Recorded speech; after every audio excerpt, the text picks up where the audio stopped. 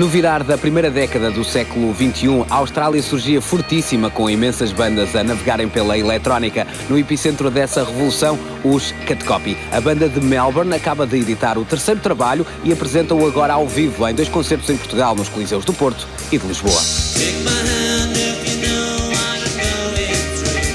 Monday in Porto, and then Madrid, and now Lisbon. So busy days.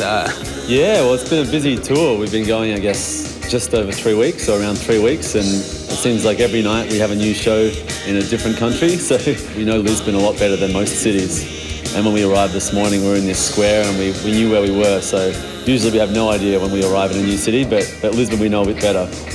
The word is out that you rejected to tour with Lady Gaga.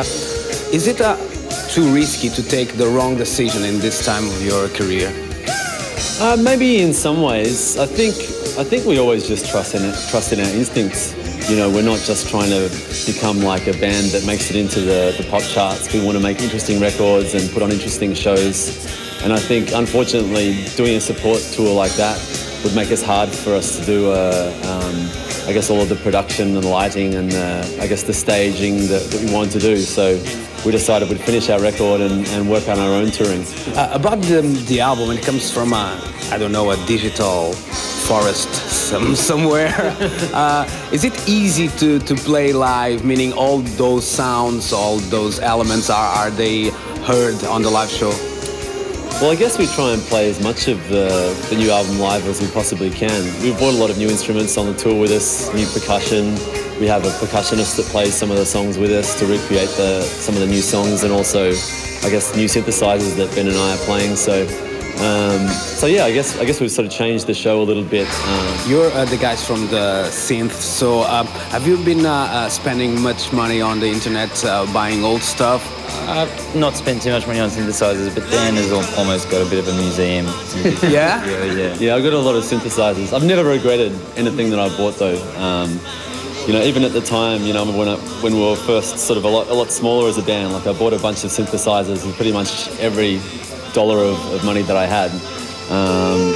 And at the time, I was really worried that maybe I was spending too much money on music, but when I look back on it, I think it was a good decision. A romantic song is a romantic song. If it's got a dance beat, then maybe to us that's maybe makes it more exciting. But I think the essence of the music is, you know, the same. If it wasn't electronic music, if it was just acoustic or whatever, the songs hopefully would still carry this, you know, a lot of the same message. So you look at Cut Copy almost as a romantic band? Yeah, I think there's a kind of a romanticism and nostalgia in the music, I think, for sure. I mean, I think music's always changing in Australia, as with most places. But I guess when our second record came out, and same with the Presets and the Midnight Juggernauts album broke, I think there was a real explosion with dance music, and it feels like that wave has sort of continued with a lot of other artists following on after us doing kind of similar music.